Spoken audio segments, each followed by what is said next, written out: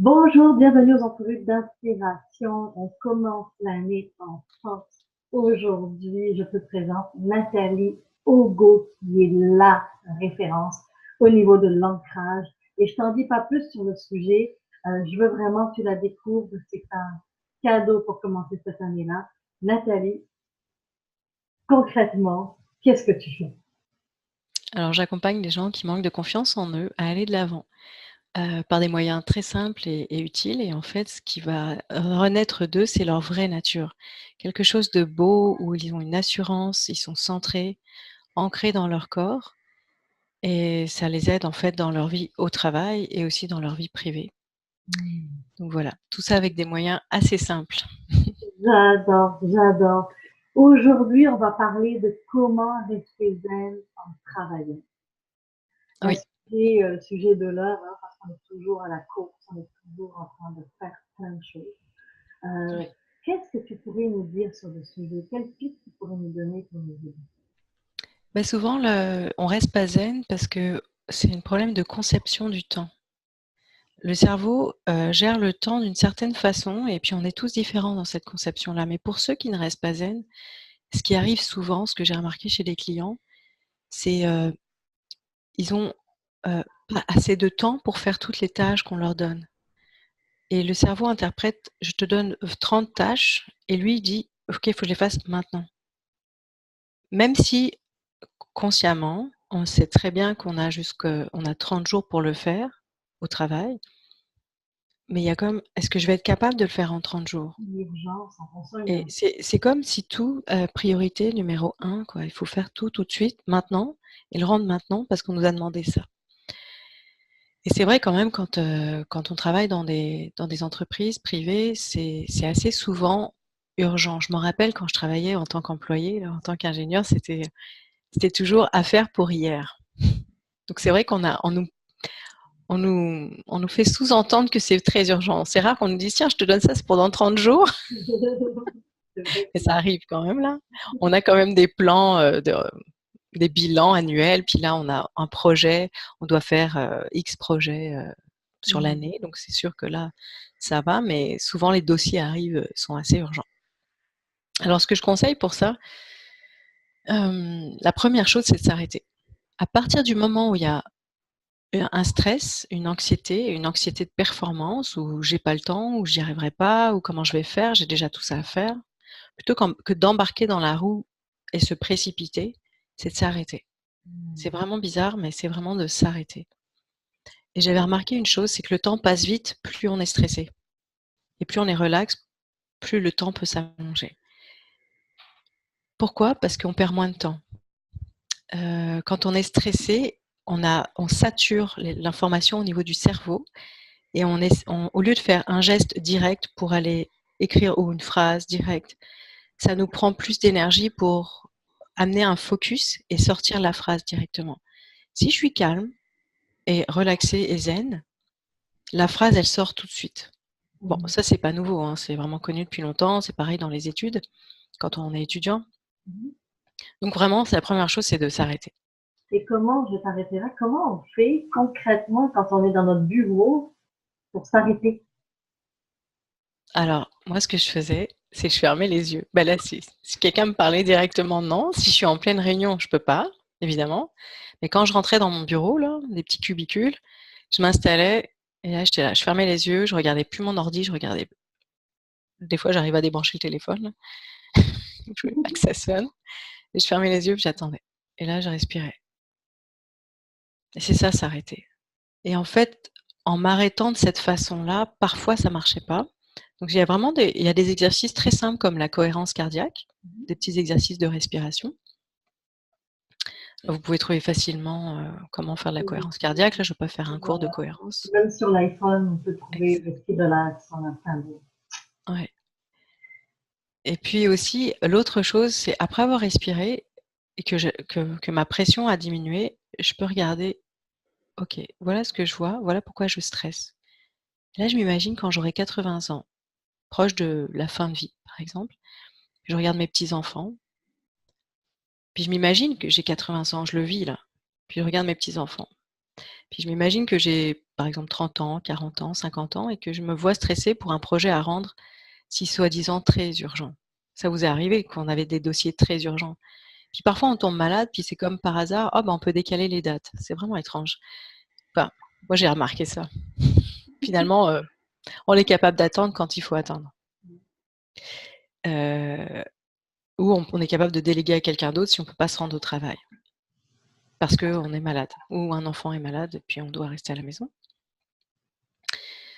Donc finalement, c'est prendre du recul. Est-ce que c'est si grave que ça?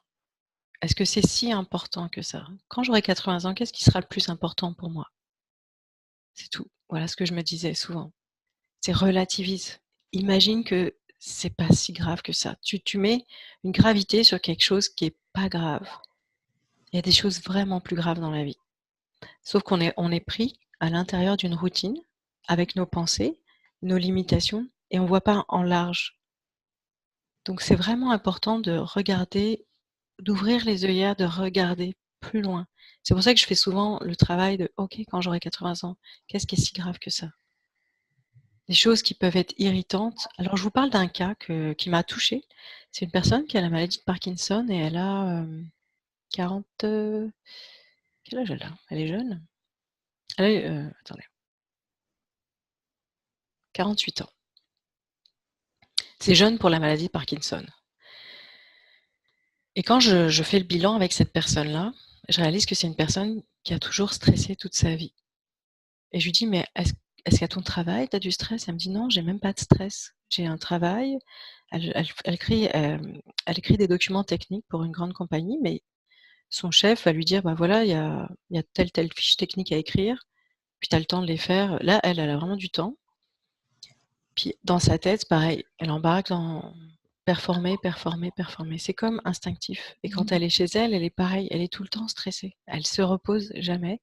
Donc elle a comme sursaturé son système nerveux. Et vous savez, la maladie de Parkinson, finalement, ça vous ralentit. Ça vous force à ralentir, ça vous force à arrêter. Puis c'est vraiment touchant. Parce qu'elle se sent, elle me dit: «Je suis en colère. Ça m'énerve d'être au ralenti. Je peux plus faire ce que je pouvais». Et même écrire. Je peux pas écrire vite. La signature, elle m'a dit: «Je peux même plus faire une signature normale». Donc tout est ralenti, toute sa vie a changé. Tout, tout, tout, tout, tout. Et ça s'en va juste en dégradant et elle a 2 jeunes enfants. Donc si elle avait pris le temps avant de réfléchir, je pense qu'elle se serait arrêtée. Elle aurait arrêté de s'en faire, de stresser, il y a rien d'important finalement. Ce qui est vraiment important, c'est, rester en accord avec vos valeurs intérieures. Pas les valeurs de l'entreprise, pas les valeurs, de la société ou des grandes valeurs, non. C'est qu'est-ce qui est important pour vous dans votre cœur? C'est quoi vos valeurs profondes? Est-ce que c'est l'amour?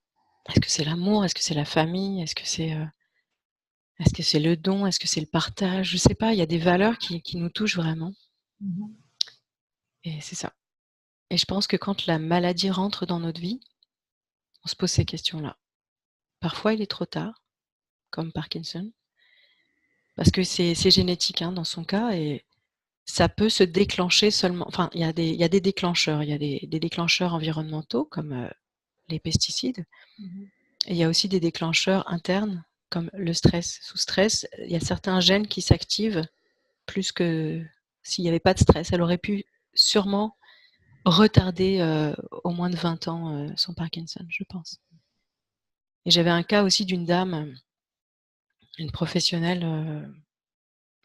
de la santé, une psychologue et qui sentait en fond d'elle qu'il fallait qu'elle arrête, qu'elle se calme, qu'elle révise un peu ses priorités selon ses propres valeurs. Pour elle, elle voulait mettre plus de spiritualité dans sa pratique, plus dans sa vie privée, prendre plus le temps de vivre. Puis en fait, elle était sous la peur du manque d'argent. Donc elle se disait: «Oh non, il faut que je prenne encore des clients». Puis elle travaillait, elle s'est épuisée au travail. Mais au fond d'elle, elle sentait quelque chose qui lui disait: «Calme-toi, arrête, remets tes remets tes priorités à la bonne place». Et ce qui l'a arrêtée, c'est encore le corps physique. Elle a eu un acouphène et bah, il y a eu plusieurs choses qui ont créé l'acouphène là, mais disons que ça l'a arrêté et maintenant elle a arrêté de travailler et elle m'a dit, pendant au moins 6 mois, elle m'a dit: «J'avais peur de manquer d'argent en diminuant mon travail, puis finalement je travaille plus et je suis quand même fonctionnelle financièrement». On révise nos priorités. Sa priorité, c'est sa santé. Sauf qu'en général, les gens attendent la dernière minute ou vraiment Ouais, le corps physique. oui. Et justement, quand tu as parlé des peurs, justement, Mmh. ces peurs-là, elles arrivent, on en a tous, il y a des peurs réelles et des peurs irréelles, il y a beaucoup de choses. Quand ça arrive, qu'est-ce que tu suggères de faire? C'est cette dame-là qui pensait avoir peur de manquer d'argent, puis finalement réalise qu'elle est très fonctionnelle. Et ça arrive pour combien de personnes? Écoute, moi, Bah, je oui. vois des personnes qui vont faire des présentations orales, qui ont des projets à présenter, peu importe. C'est des peurs qu'on se met dans la tête et que Mmh. finalement, on est capable de faire face. Qu'est-ce que tu pourrais donner comme Oh là là. La peur, c'est vraiment profond, hein. C'est très dur parce que tu peux pas utiliser la raison, tu peux pas te parler. Quand tu as peur, tu as peur.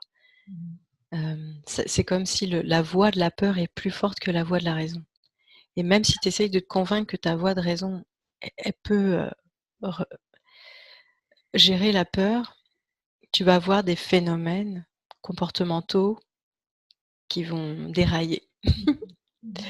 Tu vas te mettre à bégayer si tu as une présentation à faire ou tu vas comme oublier de dire des choses qui étaient super importantes.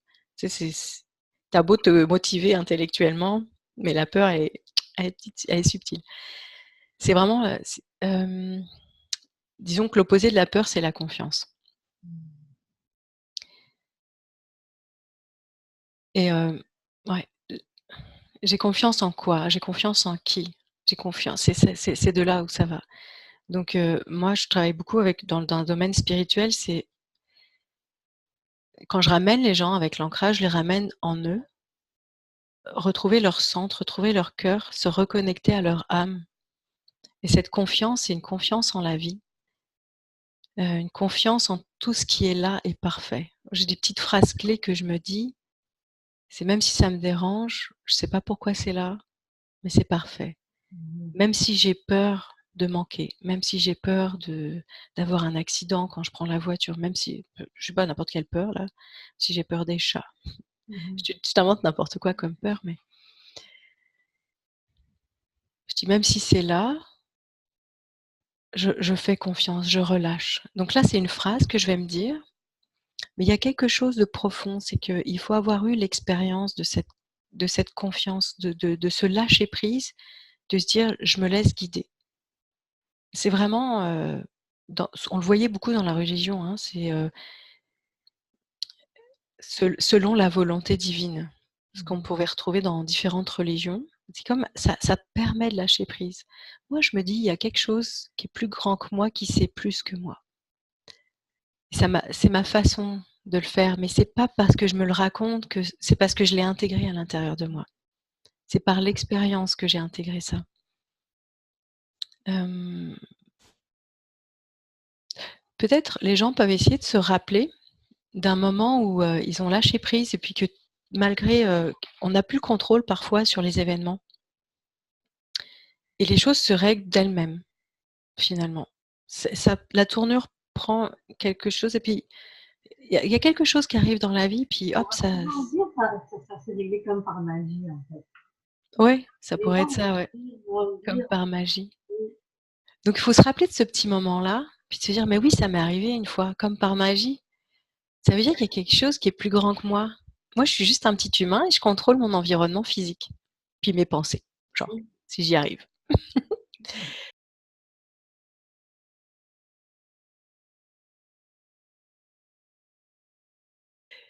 Mais il y a quelque chose de plus grand et c'est se rapporter à cette foi-là, à cette foi de quelque chose de plus grand. Puis j'avais fait un stage avec, le docteur Mario Beauregard, qui est, neuro oui, non pas il est pas neuropsychologue, n'importe quoi. Il est, neuroscientifique. Il a fait, différentes études pour prouver en fait qu'au-delà de l'humain, il y a une grande conscience. Donc lui, il a prouvé ça et que cette grande conscience connaît le plan divin, connaît le plan de ton chemin de vie. il l'a prouvé. Il a prouvé comment on n'est pas juste un corps physique et qu'il y a bien une grande conscience. Lui, il appelle ça le petit moi, donc la partie humaine, et le grand moi, c'est la partie, disons, plus spirituelle, l'âme ou l'essence. Et ce grand moi a un plan. Donc ça, c'est intéressant de le savoir qu'un scientifique parle de ça. Donc il y a bien quelque chose de plus grand que moi. Donc je vais me fier à cette chose plus grande que moi. Je me fiais pas à quelque chose d'extérieur. C'est comme le petit moi et le grand moi. Mon niveau de conscience dans un corps humain est très limité. Puis à un niveau quand je vais décéder, mon niveau de conscience est très grand. Donc ça, c'est aussi prouvé hein, que l'âme existe. Ça, c'est aussi prouvé au niveau scientifique. Et c'est pas le docteur Mario Brega, mais il y a un autre docteur qui travaille sur ces sujets, c'est Jean-Jacques Charbonnier. Je pense que tu l'avais interviewé. Hein. Et il y a un autre scientifique que j'aime beaucoup. Je crois que j'ai un background scientifique. Hein, j'aime beaucoup les scientifiques. Il s'appelle Philippe Guillemant. C'est aussi un chercheur avec un doctorat. Et il a prouvé que le futur existe déjà. Donc là, je vous invite à lire ses livres, hein, parce que là, je ne veux pas commencer à expliquer sa spécialité à lui, là, évidemment. Sauf que si le futur existe déjà, pourquoi je m'en fais? C'est qu'il y a bien un plan plus grand que moi. Donc, j'ai un grand moi qui a été prouvé par le docteur Mario Beauregard, que l'existence de l'âme est prouvée aussi. Donc, je sais qu'il y a bien quelque chose au-delà de la matière que je comprends pas, que je connais pas, que peut-être je peux pas connecter encore, mais je sais que c'est là. Puis en plus, le futur existe déjà et il interfère sur le présent. Bravo. Ces fameuses intuitions qui nous disent va plus par là, bah c'est le futur qui vient de dire toc toc. Je suis là, c'est par là ton chemin, arrête de t'en faire, c'est pas grave, c'est pas grave. Donc finalement, on a juste à suivre la rivière. Donc si on vit une peur, parce que là ta question c'est qu'est-ce que je fais avec ma peur? Et quand je dis qu'on utilise juste la raison, on essaye de se calmer, n'aie pas peur, on peut faire ça, c'est bien. Et des fois ça suffit pas parce que on n'est pas dans les mêmes niveaux au niveau. Ouais. Alors je pense que c'est vraiment de se reposer. Moi, c'est toujours reste calme. Pourquoi tu te fais du souci? Ça sert à rien. Est-ce que ça va donner quelque chose de plus si tu te soucies? Non. Par contre, si tu arrives à te calmer, à rester dans le silence, l'intuition parfaite arrive. Elle arrive du futur, de ton grand moi, de n'importe où. Et où est-ce que tu places le libre arbitre dans ce cas-là? Parce que je suis mariée à un ingénieur qui écoute la vidéo, va me dire ouais, mais là, finalement, je choisis quand? Là, alors ça, j'ai un atelier là-dessus.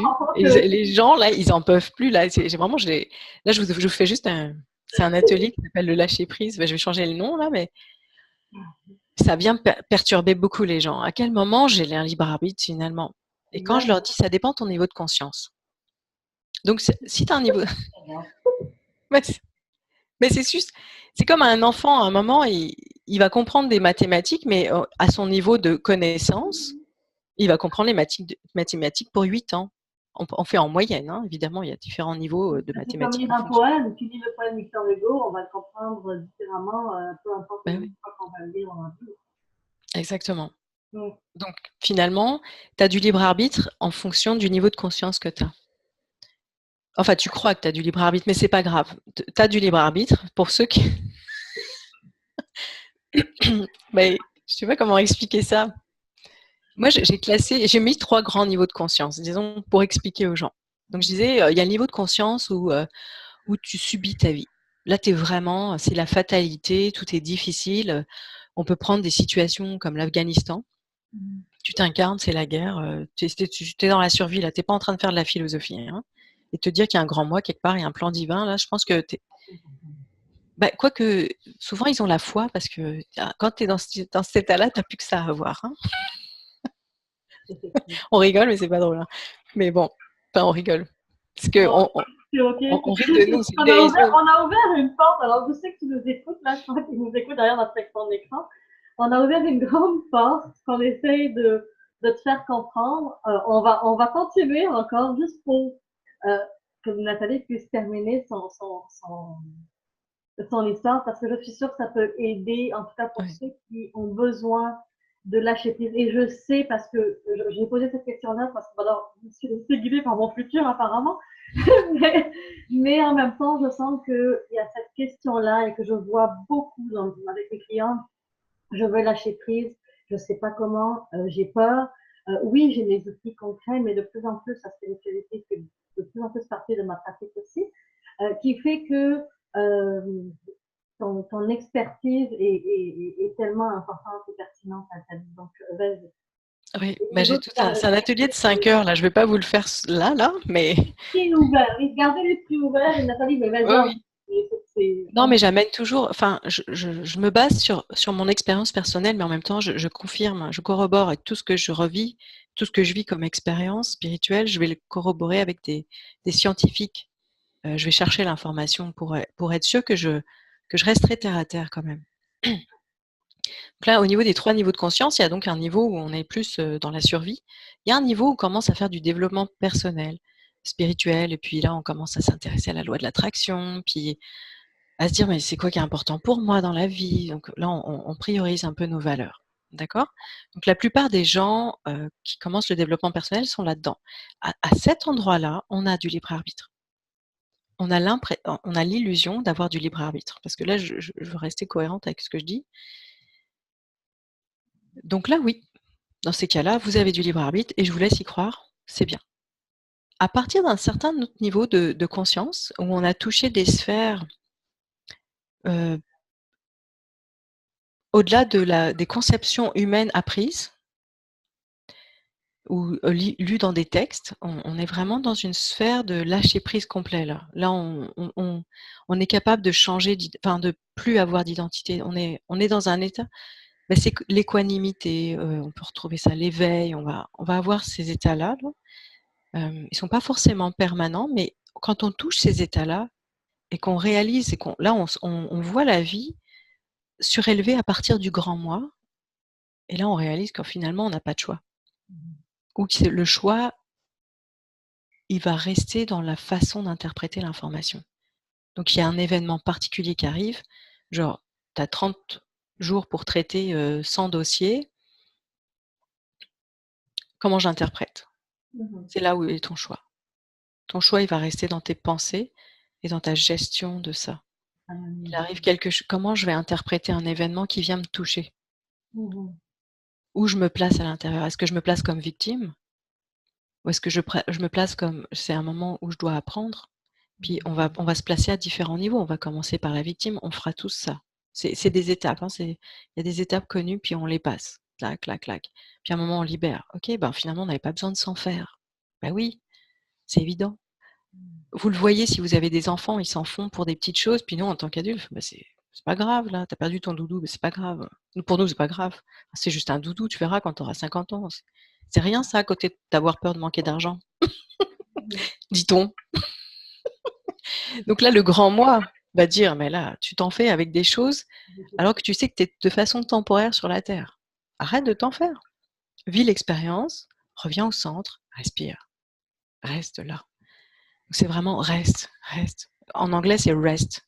Reste calme, reviens au centre, respire et change ta façon de le voir. Pourquoi tu regardes comme ça? Change. Alors c'est sûr que pour amener ce changement, j'ai dû vous parler de quelque chose de plus grand et peut-être vous sortir de votre zone de confort ou de développement personnel. Mais c'est vrai, ce que j'ai touché, je ne suis pas la seule à l'avoir touché, il y en a d'autres, il y a plein de livres là sur ce dont je parle. Et quand vous allez grandir, vous allez voir que vos peurs du manque d'argent, vous allez en rire. Donc ayez confiance. Le plan est écrit et le choix que vous avez. Ah oui, ah j'aime ça parce que Philippe Liman, il parle dans l'Histoire du futur déjà écrit, il parle du GPS. Alors c'est je vais nommer ce qu'il va expliquer, hein, c'est pas ça vient pas de moi, mais son idée est très bonne. Il dit: «Voilà, tu as le choix dans la vie, c'est que tu dois te rendre à une destination, donc tu vas rentrer ton adresse, tu pars d'un point et puis le GPS va te dire: "Bah, tu vas tout droit, tu prends telle autoroute"». Puis toi tu dis: «Non, j'ai pas envie de prendre l'autoroute, je veux prendre les petites routes». Donc le GPS va recalculer et finalement tu vas arriver toujours au même point de destination. J'aime ça. C'est finalement ton choix, il existe, mais il a l'air d'exister, il va t'emmener au même endroit. Moi, j'appelle ça Voilà. les nœuds. En fait, c'est comme les nœuds d'apprentissage. De toute façon, on doit aller là. Après, le chemin que tu vas prendre, décide celui que tu peux prendre, dans le fond. Et voilà. Mais on Voilà, va donc au là même. C'est ça. Puis on peut parler de ligne quantique. C'est que si je me passe sur une ligne quantique, des fois, donc je fais un choix, je passe par les petites routes sinueuses, ça va être un petit peu plus difficile pour moi. Je vais avoir des petits challenges émotionnels un peu plus grands, ou je peux prendre le chemin direct, mais là, pour le chemin direct, c'est que les peurs ont sauté. Donc, ce que j'amène justement dans mon atelier de lâcher prise, c'est quelle ligne quantique vous choisissez.